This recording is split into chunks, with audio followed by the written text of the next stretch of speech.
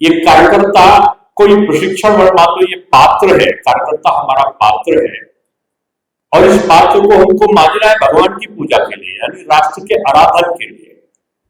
तो इसको मांझने के लिए जरूरी है, जैसे उसको सफाई की जाती है, वैसे उनके दिमाग की जो भ्रांतियां हैं संगठन के बारे में, सरकार के बारे में, उनको दूर करते हुए एक स्पष्ट वचनों के साथ में, एक स्पष्ट आयामों के साथ में जनता के बीच और सरकार के बीच सेतु का काम करने के लिए ये हमारे कार्यकर्ता निकलने वाले हैं इस प्रशिक्षण के बाद से। तो मैंने कहा कि जैसे बर्तन साफ किया जाता है पूजा के पहले, आप पात्र हो, आपको साफ करने का काम, यानी यहाँ पर जो प्रशिक्षण वर्ग के विभिन्न आयामों में विभिन्न संदर्भ ले जाए, उसके माध्यम से आपके मन की उन चीजों को निकालेंगे। ये भारतीय जनता पार्टी ऐसे थोड़ी बनी है, लोग कहते हैं दुनिया की सबसे बड़ी पार्टी है।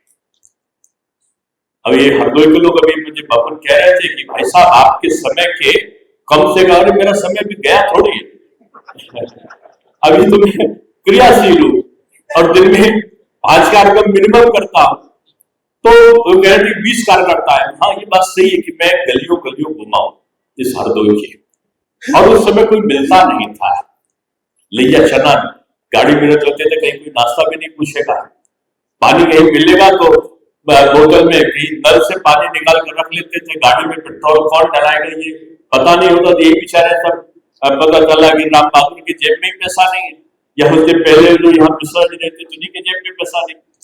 मीडिया को मत करिए, नहीं मीडिया अलाउ नहीं, मीडिया इसके बाद हम लोग प्रेस कॉन्फ्रेंस करेंगे ना, मीडिया का प्रेस कॉन्फ्रेंस, इसमें प्रशिक्षण में मीडिया नहीं होता। अभी प्रेस कॉन्फ्रेंस आपकी करना है मुझे,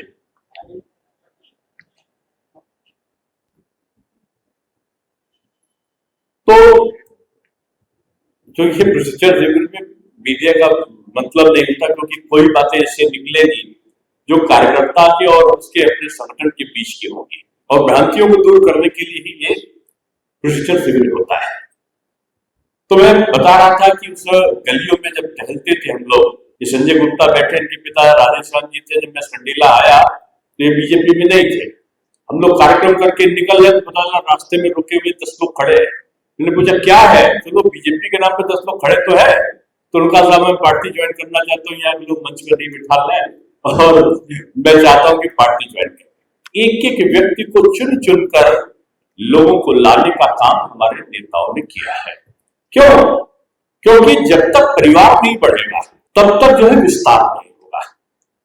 अब इसमें 2 चीजें आती हैं, संघर्षों का जमाना याद आता है, कहां से कभी पुलिस का सामना, कभी किसी माफिया का सामना, कभी किसी, पूरे प्रदेश में एक हाल, एक माफिया राज स्थापित हुआ था, उसके बीच में हमारे कार्यकर्ता ने काम किया और काम का परिणाम ये रहा कि 8 की 8 सीटें और 2 के दोनों सांसद यहाँ पर हमारे चुनकर आए।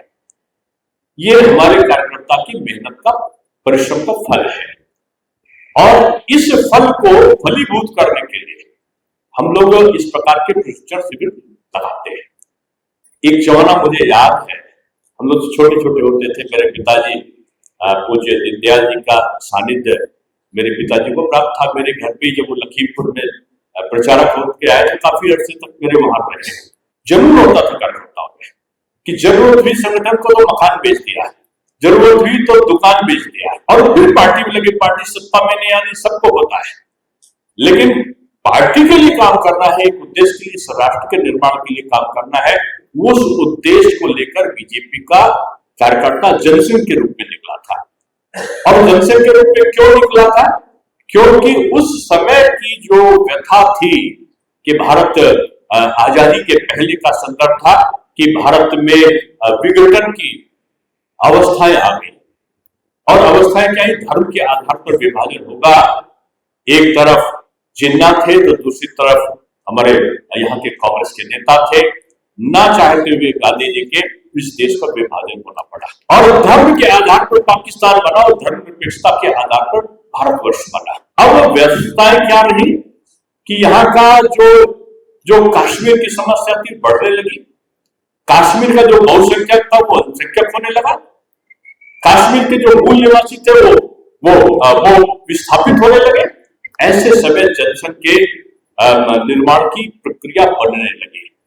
और क्या हुआ, कांग्रेस के मंत्रिमंडल में श्यामा प्रसाद मुखर्जी ने विद्रोह कर दिया और उन्होंने कहा कि जो लियाकत का समझौता है, नेहरू और लियाकत का समझौता, जो देश के विभाजन के बाद भी जो तुष्टीकरण का दौर है और जो कश्मीर की जो व्यवस्थाएं हैं, उनपे कांग्रेस ने अगर अंकुश नहीं लगाया तो मैं उसमें नहीं रहूंगा। उन्होंने इस्तीफा दे दिया और इस्तीफा देने के बाद उनकी मुलाकात हमारे द्वितीय सरसंघचालक पूज्य गुरु जी से हुई और दोनों ने मिलकर जनसंघ की स्थापना का निश्चय किया कि एक राजनीतिक दल रहे, क्योंकि आजादी के बाद विभाजन की विभीषिका में लाखों लोग काट दिए गए थे।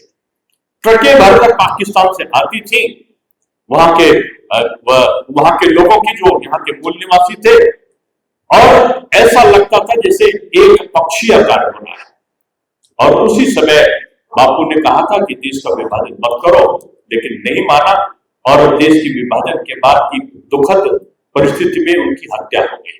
और हत्या के बाद जो राष्ट्रीय स्वयंसेवक संघ के कार्यकर्ता थे, उनको चुन चुनकर पकड़ कर उनको जेल में डालने का प्रक्रिया प्रारंभ हो गया। तब गुरु जी ने कहा कि एक राजनीतिक दल खड़ा करना चाहिए जो राष्ट्र की राष्ट्रीय भावना के ओत-पोत हो और संघर्ष करने की क्षमता रखता हो।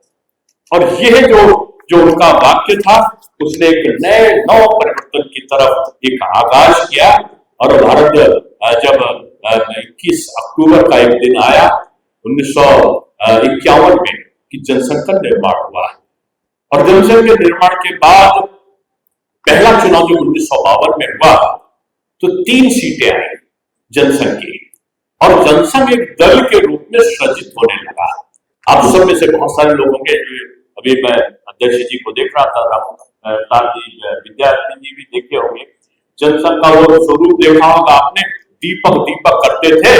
और दीपक यहाँ पर गंगा बख्श सिंह जी, शारदा भगत सिंह जी, यहाँ पर कितने लोगों का मैं नाम लूं, बहुत सारे लोग यहाँ भी थे। पूरे प्रदेश में एक नया ताना बाना था और उस समय ये जानते थे कि जनसंघ हार जाएगी। टेलीविजन नहीं था, सोशल मीडिया नहीं था, चिल्लाते हुए कार्यकर्ता चलते थे। मुझे तो मैं 8, 9, 10 साल का रहा होगा तो बच्चा पार्टी चलाई जाती थी कि पुरुषों पे ये कांग्रेस के लोग झंडा उतार देते थे, लाठी लेके जनसंघ के लोगों को दौड़ाते थे, लेकिन जनसंघ के लोग मुकाबला करते थे, डर का नाम उनपे नहीं होता था। उस समय की बात कि हमारा जनसंघ का कार्यकर्ता चिल्लाता था, अखबार में निकला तो बोलते थे क्या भाई क्या, रेडियो में आया क्या भाई क्या, जनसंघ जीत गया, वाह भाई वाह, वाह भाई वाह, नारा लगाते थे। और नारा लगाने के बाद चलते थे चुनाव में और इत्तेफाक होता था कि जनसंघ हार गया, क्योंकि आधार नहीं था। उस समय हम लोग आधार के लिए लड़ रहे थे। तब कांग्रेसी निकलते थे, अखबार में आया क्या भाई क्या, रेडियो में आया क्या भाई क्या, जनसंघ हार गया, वाह भाई वाह, और लाठी डंडे चलना, जेल में फर्जी मुकदमे लगाकर बंद करा देना। लोगों के ऐसे कांड होते थे कि लगता था कि अब कब आएगा सरकार, कब ये होगा। मैं तो जब युवा मोर्चे का अध्यक्ष में काफी कम समय में बन गया था, 23-24 साल में, 24 साल में मैं यूथ का पहली बार अध्यक्ष बना और 3 बार मैं अध्यक्ष रहा। मुझे याद है उस समय संगठनों में कोई गाड़ी नहीं मिला करती थी और हम लोग जब निकलते थे तो ये लगता था कार्यकर्ता जुटने लगे थे। इटावा में था कि इटावा में कोई आ नहीं सकता, वो वहां पर सफाई में कोई आ नहीं सकता।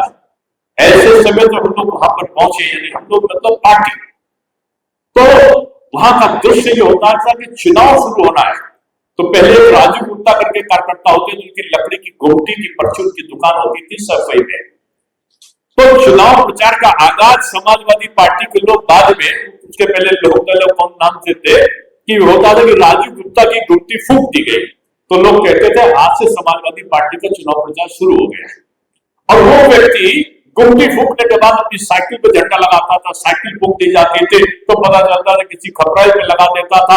लेकिन जनसंघ के अलावा कुछ नहीं बोलना है, बीजेपी के अलावा कुछ नहीं बोलना है, इस प्रकार का आगाज करके वो चलता था। 1 जुड़ाव से 2 जुड़ाव से 10 जुड़ाव से और एक माहौल बनता गया।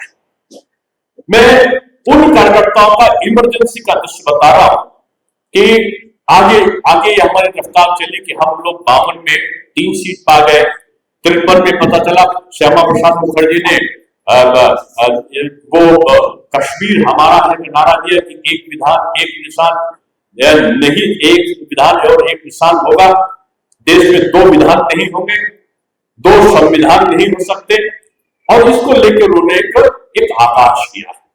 और दुर्भाग्यपूर्ण स्थिति में उनकी रहस्यमय मृत्यु हो गई। अब उस समय हमारा कार्यकर्ता खड़ा हो गया है और वो चिल्लाकर बोलता था, जहां हुए बलदान मुखर्जी वो कश्मीर हमारा है, वो प्राणों से प्यारा है, वो कश्मीर हमारा है। और उस कश्मीर का नारा लगाते लगाते एक समय तो वो भी आया था कि डॉक्टर मुरली मनोहर जोशी जी ने कुछ किया, जब मिलिट्री वहां झंडा नहीं फहरा सकती थी। ये हाल हो गया था कि मिलिट्री को झंडा फहराने के लिए नहीं कहा जाता था कि आप मत जाओ, वहां पर संघर्ष हो जाएगा लाल चौक में श्रीनगर के। अब की तो आपने श्रीनगर पे देखा होगा कि श्रीनगर पर वंदे मातरम हो रहा था और वही के लोग वंदे मातरम गा रहे थे और भारत का तिरंगा वहां पर फहरा। यानी परिवर्तन की लहर कैसे कैसे कैसे निकलती है, ये अगर देखना हो तो हमारी भारतीय जनता पार्टी और जनसंघ के इतिहास से हमें देखने को मिलता है। हमारा समय आया 1954, हमने गोवा मुक्ति आंदोलन हमारी जनसंघ पार्टी ने चलाया और गोवा आजाद हो गया। उसके बाद का समय आया 1958, नेहरू का एक नून समझौता हुआ। नेहरू और नून समझौता के नाम से प्रसिद्ध हुआ। भारतीय जनसंघ के लोगों ने जबरदस्त लाखों की संख्या में इसका विरोध किया और ये बढ़ता बढ़ता 1959 आ गया, जहां पर चीन के द्वारा की गई कार्रवाई का विरोध करने के लिए जनसंघ सड़कों पर उतर आया और तिब्बत मुक्ति आंदोलन जनसंघ ने चलाया।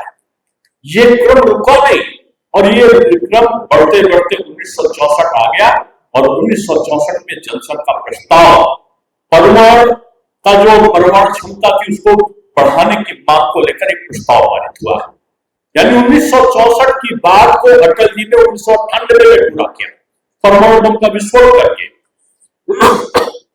और ये 1965 का जो समय था, कच्छ के समझौता, कच्छ पाकिस्तान के बॉर्डर में था और पाकिस्तान चाहता था कि कच्छ की हम अधिकांश भूमि ले लें।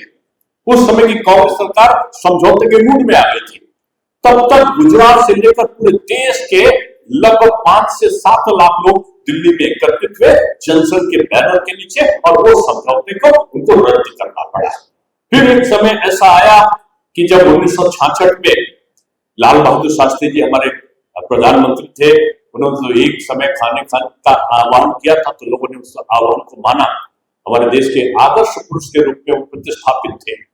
लेकिन ताशकंद समझौते के नाम से पाकिस्तान के और भारत के बीच में ताशकंद समझौता रूस में होना तय हुआ और उनकी भी रहस्यमय तरीके से जिस दिन हस्ताक्षर हुए उस दिन हस्ताक्षर होने तो उसी दिन उनकी मृत्यु हो गई। तो यह एक दौर था कठिनाइयों का जिसमें भारतीय जनता पार्टी ने अपने आप को खड़ा किया और यह दौर आया 1967 का। 1967 में वो आया कि जब गैर कांग्रेसी सरकारें बनना शुरू हो गई। उत्तर प्रदेश, बिहार, पंजाब, इसमें सम्मिलित सरकारें बनी और आपको याद होगा कि उत्तर प्रदेश में माननीय रामप्रकाश गुप्ता जी पार्टी के उप मुख्यमंत्री बने। उसमें संभवतः चौधरी चरण सिंह जी मुख्यमंत्री बने थे और रामप्रकाश गुप्ता जी के बारे में कहते थे लोग, भले ही कोई लोग प्रचारित करते हो कि बहुत सीधे नहीं, वो कंप्यूटर का दिमाग था उनका। आज हम लोग सर्वे कराते हैं, आज हम लोग एक एक से पूछते हैं, हजारों लाखों करोड़ों रुपए खर्च करके हम सीटों की स्थिति लाते हैं। रामप्रकाश जी के टिप्स पे होते थे कि इस क्षेत्र में इतने लोग हैं, ये इस पार्टी की विचारधारा की, उस पार्टी की विचारधारा के, इतने अच्छे लोग, इतने खराब लोग हैं, पूरा कैलकुलेशन पूरे प्रदेश का रामप्रकाश गुप्ता जी के पास में होता था।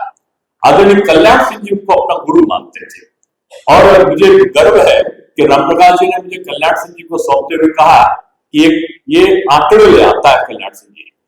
तो कल्याण सिंह जी बहुत समय तक मुझसे आंकड़े मंगा के जिलों के और अपनी डायरी मेंटेन करते थे। यानी बीजेपी का कार्य निचले स्तर से शुरू हुआ लेकिन विधि सम्मत तरीके से शुरू हुआ और 1967 का वो दौर याद आता है जब अटल बिहारी वाजपेयी जी बलरामपुर से चुनाव लड़ रहे थे और बलरामपुर के चुनाव में 2 गाड़ियों से चुनाव लड़ रहे थे। उन्होंने लखनऊ के लोगों के नाम पे एक पत्र लिखा था और भी उनके उसमें प्रकाशित हुआ और अभी आप कभी म्यूजियम देखने जाओगे तो वो गाड़ी भी वहीं पर खड़ी है जो उनके चुनाव पे लगी थी, केवल 2 गाड़ियों से चुनाव लड़ा और उन्होंने एक पत्र में वेदना लिखी कि समय का परिवर्तन है और इस परिवर्तन में लगता है कि जन आंदोलन के ऊपर पैसा हावी हो जाएगा। और कार्यकर्ता अडिग है, लेकिन जो पैसा धन का जो मोह है वो कहीं किसी को विचलित ना कर दे। लेकिन वो मोह किसी को विचलित नहीं किया और अटल जी जीत कर बलरामपुर से गए। ये पहली बार बात है, जीते हालांकि लखनऊ से पहले हार गए थे। तो वो दौर संघर्षों का दौर था और 1967 से ये लग गया था कि जनसंघ जो है अब सत्ता में काबिज होने की योग्यता रख रही है। और फिर ये दौर आया 1968 का कि 1968 में जब जनसंघ दौर से बढ़ रहा था और दीनदयाल जी का केंद्र ही उत्तर प्रदेश बन गया था। एकात्म मानववाद का जो चिंतन था ना, कानपुर के अधिवेशन के पहले उन्होंने लखनऊ में बैठकर लिखा था, छोटे से एक धर्मशाला में बैठ के। तो वो दौर शुरुआत में था कि हम आगे सत्ता में आएंगे तो हम करेंगे क्या, आएंगे तो हम किस सिद्धांत पर चलेंगे, आएंगे तो हम कैसा काम करेंगे, आएंगे तो हमारा कार्यकर्ता क्या काम करेगा। ये कार्यकर्ता के बारे में उन्होंने कहा कि कार्यकर्ता जब हम सत्ता में आएंगे, जब आएंगे 1968, तो कार्यकर्ता हमारा अनुशासित होगा, प्रशिक्षित होगा, राष्ट्र के प्रति समर्पित होगा, सांस्कृतिक राष्ट्रवाद के अंतर्गत चलना सीखेगा और एकात्म मानववाद के दर्शन के अंतर्गत शासन सत्ता का संचालन होगा। और ये कहने के साथ दीनदयाल उपाध्याय जी कहते थे ना, भूल गए रासरंग, भूल गए छकड़ी, 3 चीज याद रही, नून तेल लकड़ी। ये नून तेल लकड़ी का जो सिद्धांत है, यह व्यक्तित्व को निखारता भी है, उनके व्यक्तित्व को बिगाड़ता भी है। और उस दौर का जो संचालन था, कष्टमय संचालन आगे बढ़ता गया और एक अवस्था ये आई कि आदरणीय दीनदयाल जी जब 1968 में नहीं रहे तो उनका रिक्त स्थान की पूर्ति आदरणीय अटल बिहारी वाजपेयी जी के द्वारा की गया। सुशासन का युग था और अटल जी कहते थे सरकार आएगी, सरकार जाएगी, लेकिन राजनीतिक शुचिता बनी रहनी चाहिए। यह अटल जी का वाक्य था। यदि शुचिता सुशासन का समय था, कांग्रेस की सरकार आई, मनमोहन जी के समय 10 साल का दौर चला। ये दूसरे शब्दों में अंतर्मन से आवाज निकलती है कि कांग्रेस के शासन आई, बीजेपी का आया तो अटल जी ने कहा सरकारें आएंगी, जाएंगी, राजनीतिक शुचिता बनी रहे। कांग्रेस सरकार आई, उनका सरकार आएगी, दोबारा नहीं आएगी। और मोदी जी की सरकार आई और उनका एक बार सरकार आई तो बार बार आएगी, सरकार फिर जाएगी नहीं। और अगर सरकार जाएगी नहीं, ये विचारधारा लेकर चलना है तो कौन खड़ा होगा? वो भारत का भारतीय जनता पार्टी का वो कार्यकर्ता खड़ा होगा जो हमारा डंडा है। कार्यकर्ता हमारा डंडा है और ये जो नेता है वो झंडा है। नेता तब अपने शौर्य का वर्णन कर पाते हैं कि मैं राज्यसभा का सदस्य हूँ, मैं तब बैठ पाता हूँ जब जनता के उसमें है। ये नितिन जी तब मंत्री बन पाते हैं जब जनता इनको दिखाती है। ये श्याम प्रकाश जी, ये रानू जी, ये जितना शो की तब जीतते हैं जब कार्यकर्ता खड़ा होता है। ये झंडा है, कार्यकर्ता डंडा है और डंडे और झंडे का जो संबंध है वो मजबूत होकर पार्टी को आगे बढ़ाता है। इसीलिए हम दोनों एक दूसरे के पूरक हैं, एक दूसरे के आलोचक नहीं है। कभी कभी जब सत्ता में आते हैं ना तो परिवार का विस्तार होता है और परिवार का जो विस्तार होता है तो परिवार की मत भिन्नताओं का दौर भी शुरू होता है। लोग कहते हैं अरे साहब मैं तो इतना पुराना था, अरे साहब क्या देखो तो फलाना हो गया। हाँ होता है, राजनीति का मूल यही है। लेकिन कार्यकर्ता जो बीजेपी का है ना, वो समर्पण के लिए एक सैद्धांतिक राजनीति के लिए आया है।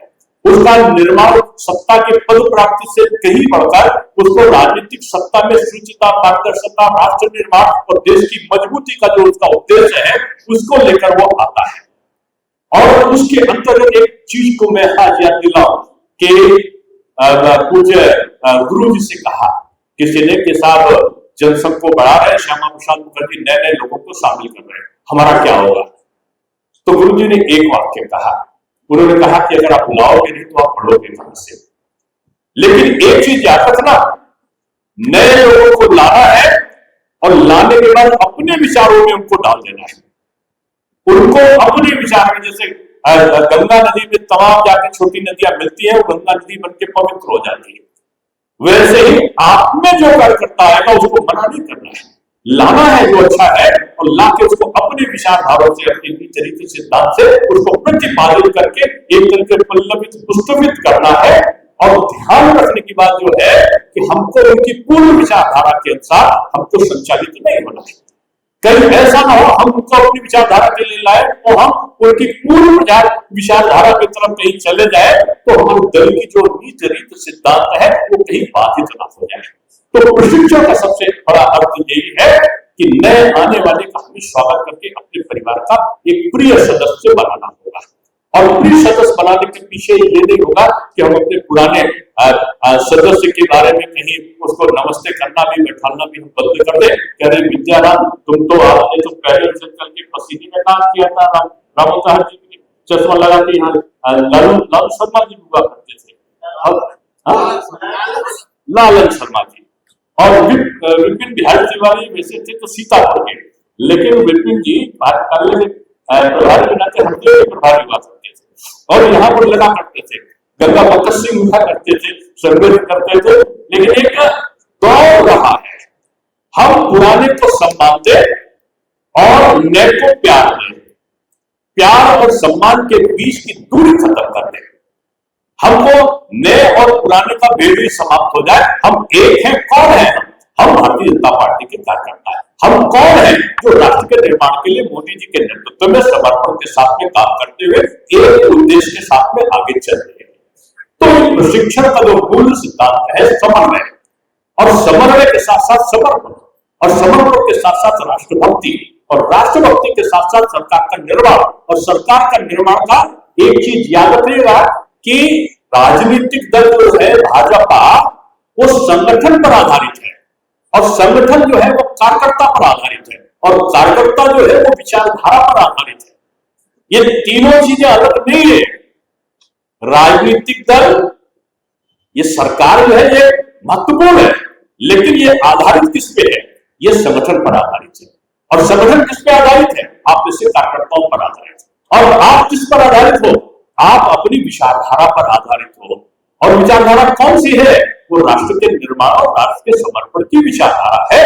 और उस विचारधारा में हमारा पग दिग्भ्रमित ना हो जाए, इसके लिए हम लोग जैसे कहते हैं ना, लोहार आता है तो सोने को पीट पीट करके चोर करता है, और चोर करके उसको फिर अलंकृत करके उसको जेवर बनाता है, तो हम उसको आभूषण के रूप में पहनते हैं। आप समझ लो हम सोनार हैं, और आप जो है सोना हो, आपको सोने को हम पीट कर हम उस सोने को एक आभूषण के रूप में, सुंदर रूप में लगे, तो उसके रूप में सज्जित करने के लिए प्रशिक्षण का अभियान है। प्रशिक्षण के अभियान में मैं लखीमपुर में था, और लखीमपुर में बहुत सारा लोग आए थे। ऐसे वहां पर भूतों का जमावड़ा भी था। जैसे आप पीछे नहीं हो, आप आगे हो, इसका मतलब ये समझिए कि मैं अध्यक्ष था तो आप जगह की कमी नहीं, तो आप तो सबसे आगे हो। वहां पर पूर्व अध्यक्ष बहुत सारे आए थे, बहुत सारे पूर्व नेता। कभी पूर्व नहीं होता। भारतीय जनता पार्टी का कार्यकर्ता आजीवन, जो सबसे बड़ा पद उसके पास है कार्यकर्ता का, उसके पास आजीवन होता है, और वो कभी किसी से कम नहीं होता। तो वो बताने लगे, साहब डॉक्टर साहब हम लोग तो इतने प्रशिक्षण सीखे हैं, अब क्या जरूरत है प्रशिक्षण की? आप लोग बार बार प्रशिक्षण सिखाते हो। हमने कहा नहीं जरूरत है। क्यों जरूरत है? हमने कहा बीजेपी और दूसरे दलों से अलग है ना। बोले अलग तो है, लेकिन प्रशिक्षण की जरूरत आखिर काहे को है? तो मैंने कहा कि मैं सही में उसमें युवा मोर्चे के कार्यकर्ता था, और हरदोई से मुझे लखीमपुर जाना था। तब तक एक सामने से मुझे कांग्रेस के उसमें कांग्रेस की सरकार हुआ करती थी, और कांग्रेस के इसमें एक व्यक्ति मंत्री बन गए। बेचारे पढ़े लिखे नहीं थे, लेकिन मंत्री बन गए। और मंत्री के बनने के बाद फिर अब नीतीश जी के पास तो लाल नहीं होगी, लेकिन उसमें लाल बत्ती मंत्री की हुआ करती थी। हम लोगों के पास भी लाल बत्ती हुआ, उसमें लाल बत्ती होती थी, और लाल बत्ती का बड़ा महत्व होता था। वो पहली बार विधायक बने, और पहली बार कोई समीकरण जाति रहा होगा, जो क्षेत्र का रहा होगा, वो मंत्री बन गए। अब बेचारे मंत्री जी जो थे उनसे किसी ने कहा गांव चलो जलवा अच्छा होगा। अब वो अपने गांव में चले, एम्बेसडर गाड़ी सफेद रंग की हुआ करती थी, सफेद रंग की गाड़ी से गांव में गए, पूरा गांव अरे लाल बत्ती आ गई। अब इस तरह सड़कें नहीं कि फटाफट आ जाओ, मैं तो हरदोई की एक लाइन वाली सड़क देखी है कि आओ तो बस आ गई, तो बस जब तक हटेगी नहीं तब तक आपका चलेगा नहीं। बस स्टैंड पे प्राइवेट बसें चला करती थी, आज हम सन्नाटे से चले आए। तो वो जमाना था कि एकदम कंजेस्टेड रोड में हुआ करती थी। गांव कच्ची गांव में वो पहुंचे, और जब गांव में पहुंचे तो चारों तरफ से सैकड़ों लोग आ गए देखने के लिए। और जब सैकड़ों लोग आ गए तो विधायक जी को ताव आ गया, यार मैं कितना पॉपुलर। उन्होंने तुरंत ड्राइवर से कहा तुम हटो, मैं गाड़ी चलाऊंगा। ड्राइवर ने कहा सर ये कार है, सरकार नहीं है जिसे जो चाहे चला लो। तो वो छोड़कर भागा। तो मंत्री जी ने कहा ड्राइवर तू मेरे पास में क्यों नहीं बैठना चाहता? उसने कहा मंत्री जी ये कार है, सरकार नहीं। मैंने क्यों कहा? क्योंकि कार है तो कार को चलाने के लिए प्रशिक्षण लेने की जरूरत पड़ेगी। अगर आप कार चलाने की ट्रेनिंग नहीं लोगे तो कहीं ना कहीं एक्सीडेंट निश्चित है। वही चीज मैं आपसे कह रहा हूं कि आप सरकार चलाने जा रहे हो। उसने कहा सरकार चलाने के लिए प्रशिक्षण की जरूरत नहीं। मैं कहता हूं सरकार चलाने के लिए प्रशिक्षण की जरूरत है, नहीं तो सपा की तरह एक्सीडेंट करोगे, सपा की तरह एक्सीडेंट करोगे, एक बार आओगे फिर दोबारा नहीं आओगे। कांग्रेस चली गई, वो 45 सालों से 44 सालों से वापस लौट कर नहीं आई। इसलिए ट्रेनिंग करके जब आप जाओगे तो अच्छा भी सोचोगे, बुरा भी सोचोगे, और एक एकाग्र चित्त भावना से बगैर अवसाद में आए। ये फ्रस्ट्रेशन बड़ी खराब चीज होती है, राजनीति बड़ी जल्दी आती है। राजनीति में ईर्षा नहीं करो, आप सतत प्रयत्न करके तुरंत चले जाओ। आपका जो योगदान है ना वो कोई रोक नहीं सकता, आपकी लोकप्रियता है वो कोई रोक नहीं सकता, आपका जो सम्मान है वो कोई रोक नहीं सकता। पद का आभूषण आपको आगे नहीं बढ़ाता, आपका व्यक्तित्व, आपकी सक्रियता यह आपको बढ़ाती है। आपने देखो कि मैं 25 तारीख था उस दिन, तारीख थी, और 1922 में मैं भूत हो गया। चलते चलते वर्तमान से मैं भूत हो गया। मैं निकला दूसरे दिन, मैंने अपने कार्यक्रम लगाए, एक दिन में 5 कार्यक्रम रखे। और सारे लोग होते हैं कि अपनी डीपी को तुरंत बदलना शुरू कर देते हैं, जिनकी आस्थाएं होती। तो 2 दिन में बदलना 300 लोग आए, फिर दूसरे दिन गया मैं 5, फिर बदलना 400-500 लोग हो गए। फिर सतत दौरे लगाने लगा, पूरे प्रदेश में दौरा करने लगा। फिर 2000, 5000, 10,000 राजस्थान पहुंचा तो एक कार्यक्रम में कई लाख लोग उपस्थित थे। अब वो सक्रियता से मन का जो विकार है ना वो आपकी कभी नहीं आने वाला। आप आज तक के लिए हमेशा के लिए नहीं है। आपका आभूषण आपकी सक्रियता, आपके द्वारा किए गए कार्यों का उल्लेख होता है, और उल्लेख तभी होगा जब आपने कुछ किया होगा।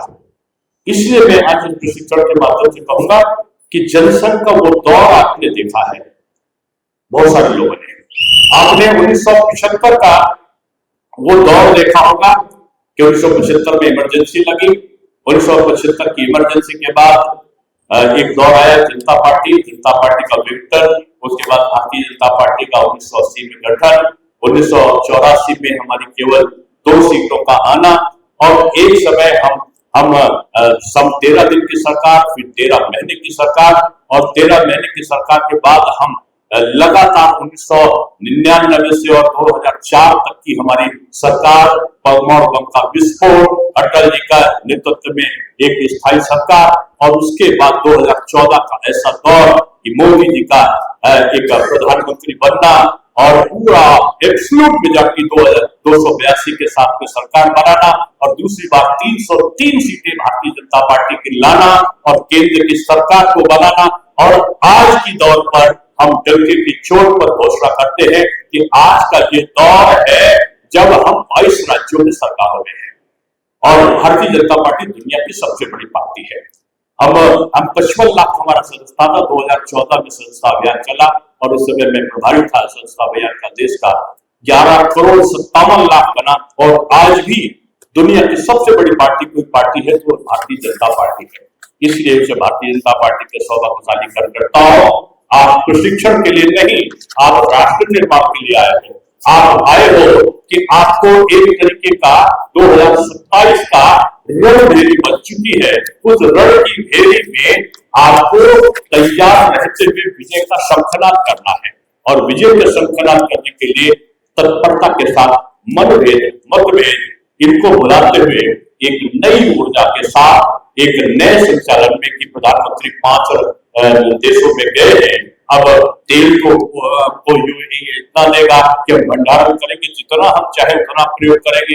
तो पता चला कि नीदरलैंड अब जो हमारा चिप्स है कंप्यूटर के बनाने के वो हमको टेक्नोलॉजी देगा। तो आज वो स्वीडन की यात्रा में है। प्रधानमंत्री जी ने इसी ने कहा है कि आखिर में मैं 5 मिनट की कहते की बात को समाप्त करता हूं कि प्रधानमंत्री जी ने कुछ अपील करी है, सोना ना खरीदो। क्यों ना खरीदो? इसका मतलब ये है कि जो जरूरी हो शादी ब्याह में भी ना खरीदो, ऐसा नहीं है। उनका मतलब था सोना हमारे भारतवर्ष में केवल 2 टन के आसपास उत्पादन होता है और 4 से 500 टन सोना हम बाहर से मंगाते हैं। और जो 4 से 500 टन हम सोना बाहर से मंगाते हैं वो विदेशी मुद्रा के रूप में हमारा चला जाता है। और वो विदेशी मुद्रा के रूप में अगर हमारा बाहर चला गया तो हमारा जो रुपया है वो डॉलर की अपेक्षा वो कम बढ़ जाएगा। रुपया का दाम, रुपया बढ़ेगा, उसकी वैल्यू घट जाएगी। और हमको जो आज चीज हम 10 रुपए में ले रहे हैं तो अंतरराष्ट्रीय बाजार में जो रुपए का अवमूल्यन हो जाएगा। तो वो चीज हमको जो आज 10 रुपए में है वो 50 रुपए में हमको लेना पड़ेगा और जो हमारी सप्लाई चेन है वो खत्म हो जाएगी। इसलिए मोदी जी का आह्वान ईंधन की बचत, मोदी जी का आह्वान विदेशी मुद्रा को बचाएगी। सोना की कम खरीद, इसका मतलब बिल्कुल खरीद नहीं, इसका मतलब है कि बगैर आवश्यकता के खरीद नहीं। ये हमारी विदेशी मुद्रा को बचाने के साथ हमारा एक नए वातावरण में की चुनौतियों में भी अवसर की तलाश हम कर सके, इसके लिए हमें प्रेरित करती है। इसलिए आप जान लो ये मोदी मैजिक है। और मोदी मैजिक जब कोरोना से नहीं डरा कि कोरोना में सब देश करा रहे थे और भारत 3 वैक्सीन बना रहा था और आज दुनिया में सारे देश युद्ध के कारण प्रभावित होकर पाकिस्तान के पेट्रोल पंप बंद हो रहे हैं, ऑस्ट्रेलिया के पेट्रोल पंप बंद हो रहे हैं, एक श्रीलंका में एक अराजकता का वातावरण बन गया है। ब्राजील ऐसा प्रगतिशील और यूके ऐसा प्रगतिशील देश भी कटौतियों पर मजबूर हुआ है, वही भारत खड़ा है और अपने आवश्यकताओं की संपूर्ति कर रहा है। तो बड़े आयाम को ये जन्म दे रहे हैं, पूरी दुनिया इनके खिलाफ खड़ी है। उनके साथ कोई अगर है तो आप ऐसा कार्य करता है। अगर आप भी अलग हो गए तो इस दुनिया को, इस भारत को बचाने वाला कोई नहीं होगा। इसलिए ये प्रशिक्षण शिविर बड़े आयाम को ये जन्म दे रहे हैं, पूरी दुनिया इनके खिलाफ खड़ी है। उनके साथ कोई अगर है तो आप ऐसा कार्य करता है। अगर आप भी अलग हो गए तो इस दुनिया को, इस भारत को बचाने वाला कोई नहीं होगा। इसलिए ये प्रशिक्षण शिविर चल गया तो वापस नहीं आने वाला। शब्द का संयम, चुनाव तक मतभेदों का उजागर न करना, उसके बाद भी नहीं करना, लेकिन चुनाव तक एकजुटता का प्रदर्शन, पार्टी की नीतियों पर चलते हुए सर्वांगीण विकास जो हमारे जनप्रतिनिधियों ने कराया है उनके पक्ष में एक वातावरण बनाते हुए काम करना। संघ और मैं पहले जब आता था तो हाथ के पंखे लिए हुए कुछ ना कुछ कार्यकर्ता मिलते थे और गर्मी में क्योंकि बिजली आती नहीं थी, जब बिजली आती थी तो समाचार बनता था। आज बिजली जाती है तो समाचार होता है, लेकिन इस ठंडे कमरे के अंदर, हॉल के अंदर प्रशिक्षण का मैं अपना प्रथम सत्र उद्घाटन सत्र का आगाज करता हूँ। आपने मुझे अवसर दिया, बहुत धन्यवाद।